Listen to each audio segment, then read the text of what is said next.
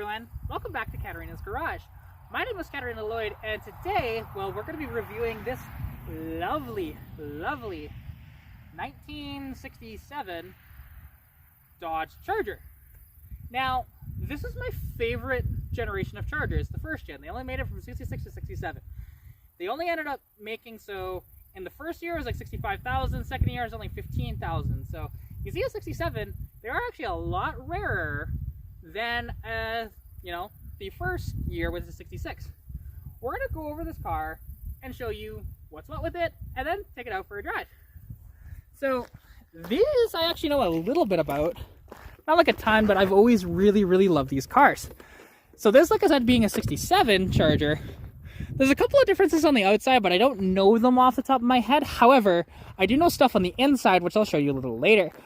But the interesting thing is with the Charger at this point, because this took its styling from the AMC Marlin, which came out in 1965. However, the one problem that the Marlin had was that the CEO at the time, he wanted to fit in the back, so it's got this big, like, bulbous sort of thing that goes like that, where this is much smoother and goes down like so, right? It's a much cleaner looking fastback in that regard. Now, and when you look at these cars, they look like they should be a hatchback, but they're not. They actually have a trunk on them, and it's really cool. And I love this grille design and everything. It's so gorgeous. Very similar to like a Coronet actually at the time too. But I love just even the streaks on the hood and everything. Now this did have a color matched hood to it that had a big hood scoop on it, and I loved it, but he decided to get this one instead, which fair enough. I mean, it's his car. He can do what he wants with it, right? But this one has a 383 4-barrel under the hood, you know? It's got a couple little goodies in it, but before we check out the engine, let's check out the inside. So, you got your power windows here and everything, and let's take a seat in it and let's see how it is. Because I did do a quick little walk around of this at the Lethbridge Car Show, but oh, that seat is so comfortable. See, this is kind of that style of like, this is both style and like comfortable too. Like, I love it. And that's the thing with his cars, that he likes to be a little more comfortable and stuff like that. And and I love even like the horn ring here, if it'll, oh, the horn might not work with this one. That's okay, not a big deal. But I'm gonna take you off the stand there and show you the gauges, and then we'll take a look at the motor afterwards. So this is the one that I've been the most excited about to drive. Come on. I don't know why my stand's not. There we go. It wasn't doing its thing that it normally likes to do. So take a look at these awesome gauges like that, it's so much, it's just so cool to see that, right? The individual sort of pods like this. It's a really neat thing. And now there's no radio in this car, obviously, but that's okay. You got the automatic in it. And there actually is a, oh no, go away, Wasp. Thank you. There actually is a aftermarket tack down here, right?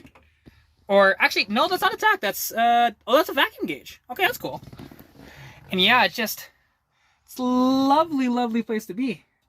And it's quite practical too. Now, the interesting thing is, so when I was talking about some of the differences between a 66 and 67, how I can tell them apart is that, so 67 has, a space in here.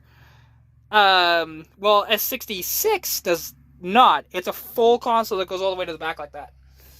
And then, there's a good amount of space, behind the seats and stuff like that. And then you can open the trunk and there's a little bit of space back there too. And it's just absolutely gorgeous. I love these cars. Let's go under the hood and let's see that gorgeous power plant. So let's see if I can figure it out. It should be like right in the middle of it, I think. Or is it lower down? Oh, there it is. Right on the side there.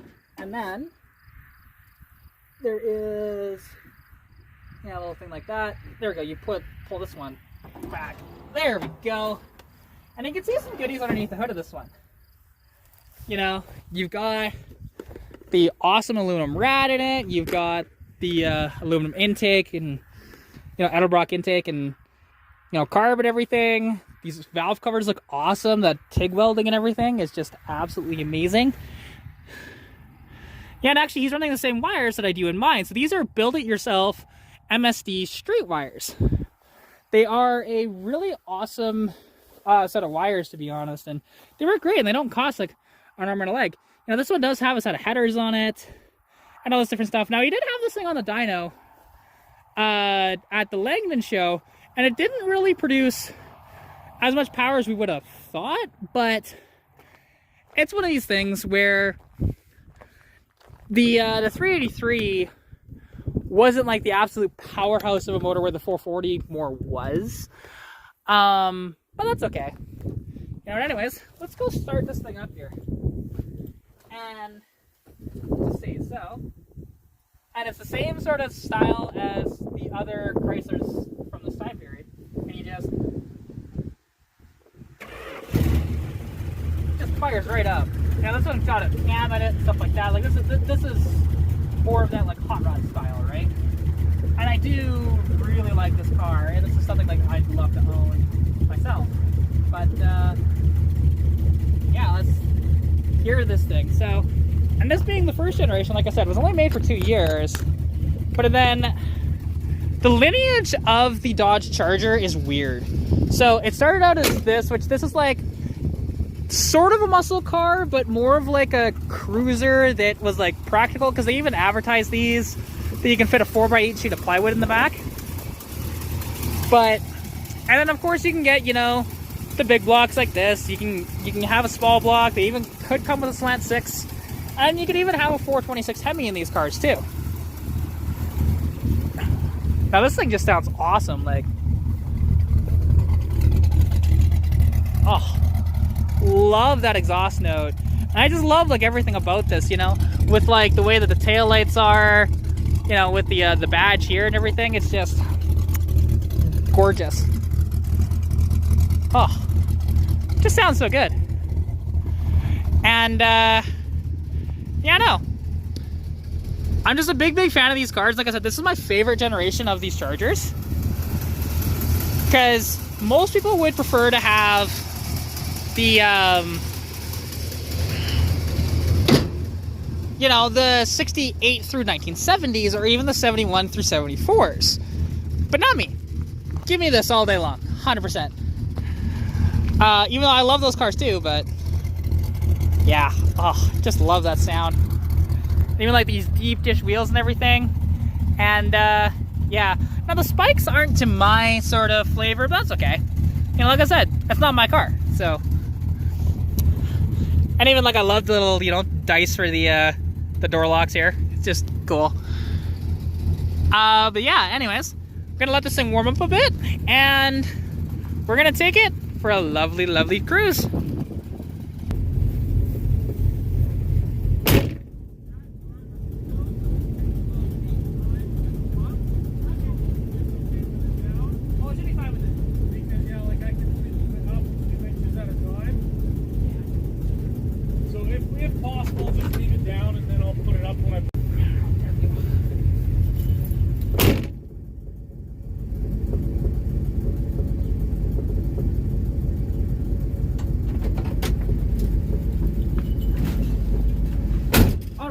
Go. This thing, yeah, is so nice and everything. Like these seatbelts are just so cool. You know, that Imperial has a similar style seatbelt to this. It's probably the same seatbelt, to be honest.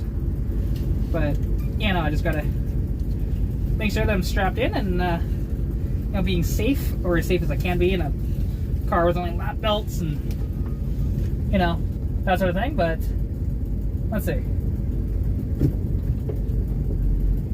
There we go, and drive. There we go. All right. Yeah, and like the port doesn't work, but that's okay. But yeah, so this is like a dream come true for me.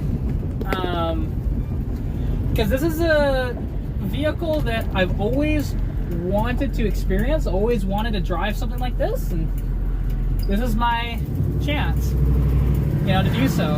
And like, let's see, so Now this is more of that hot rod style, so let's just see. Oh yeah. There we go. Woo-hoo! Yeah, she gets something going pretty good. You know, like, not too bad, honestly. And it's got that sweet, sweet sound, you know, coming out the tailpipes and everything. Honestly, I love this. Oh yeah, no, this is great. Because yeah, like, so it's interesting with the Charger, because it has the most confusing lineage of any vehicle. So you start with this, and this is kind of like, more like a cruiser sort of thing, even though, yes, they did the Hemi and stuff like that in this. This is not really like a full-on muscle car, exactly. So then, it goes to, you know, what we all think of, the 68 to 1970, and just completely transforms. You got the Coke bottle styling and everything, gorgeous cars. But, yeah, so, anyways, you go to that, and it's like full-on muscle car, right? They're just badass, whatever else. Then 71 to 74, that gets to be a bigger car, much heavier, and again, more towards this, because this is not exactly a light car. These are like in the 3,800 pound to like 4,200 pound range, per se, and so are those Chargers as well. So, and then the 75 Charger, just no performance whatsoever, big motor of a car, on the same sort of, basically the same thing as a Chrysler Cordoba at that point. Just with Charger badging on it, basically, was some of the differences between the two. Like, there wasn't a ton of differences between a Charger and a Cordoba at the time. But, and then, the Charger dies for like 1 or 2 years, and gets replaced by the Dodge Magnum for 78 and 79. Then the Magnum dies, and the Dodge Charger comes out, and I think it was either 80 or 81 again, but it was a front-wheel drive, you know, which was like really, really cool. And ooh, there's a couple of neat little British sports cars over there. Yeah, there's MGB, and another MG. That's cool. I like those. Those neat little cars. But and then they made that until 87, I believe, and then the Charger gets killed off. And the Charger does not come back again until 2005 when they make it a 4-door car. So, yeah, but anyways, you know, like, and then the Charger, of course, now it's like, has an inline 6, or it's fully electric. It's kind of weird, but, you know, that is okay, right? And, oh, there's a square body Chevy right there, right? That's pretty neat. But yeah, and you know, like, this thing is so comfortable. Although, I will say, it'd be nice if it had, instead of these low backs, having a high back in it. Because for me, I need that support up there, so it kind of hurts a little bit. So I'd probably adapt some other seats into this out of like, you know, like a Newport or something like that with buckets.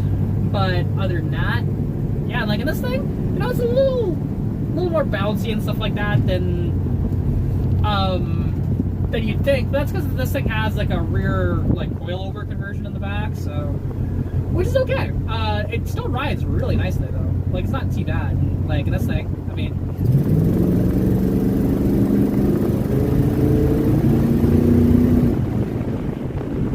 Woo! It's not fast, but she has a lot of fun that way. You know? And, like, I'm just gonna turn around here. And I'm not gonna sling rocks or anything like that, but. You know, it's got actually a half decent turning radius too in this car. But, and like my overall thoughts on this thing, like, so steering is a little heavy. Where like that Imperial I just drove is just like so light, like pinky power steering, but this is not. But this is, you know, like I said, this is a little more of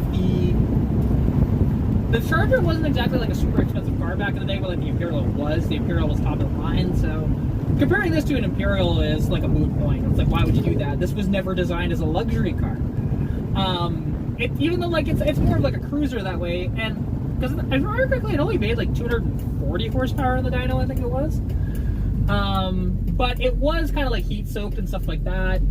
You know, to be honest, if he didn't just jump off the highway and go immediately onto the dyno, I think it probably would have made somewhere around 270-ish horsepower. But like, he's gonna have the dyno sheet somewhere. They might even be in the glove box, I'm not sure. But honestly, it's just, oh god, this is just a dream come true to drive this car, you know? Because when do you get the opportunity to drive something like this? And now let's just see, so we're in this parking lot. Let's just see, how bad is it for a turning radius in this thing? That's not too bad, honestly. And you know, like, maneuvering it in this parking lot is fine. Like, yeah, I don't have any gripes with that. It does have quite a bit of body lean, but I mean, it does have leaf springs on the back, so there's that. Or at least did from the factory. You know, it's got torsion bars up front, so you can lower and raise the front end no problem by just adjusting the torsion bars, which is kind of cool. You can do that. But yeah, oh god, this thing is just such a lovely car to drive around here. And this is a car, like I said, I'd love to own something like this. It's just one of those like dream cars, right, that you want to own. But you know, someday we'll see, maybe. But yeah, anyways, hope you guys did enjoy this video. If you did, please like, comment, subscribe, and also go check out Rusty Classics Garage on YouTube as well, because this is actually his car.